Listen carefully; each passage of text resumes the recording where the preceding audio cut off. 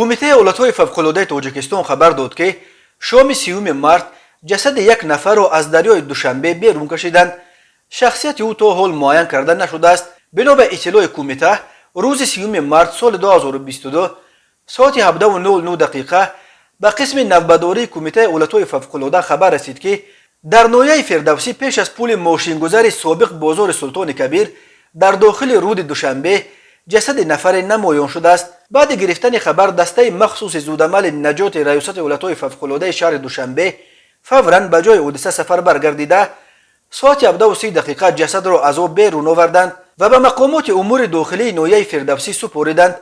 مقامات حالا در پی معین کردن شخصیت نفر غرق شده می باشند.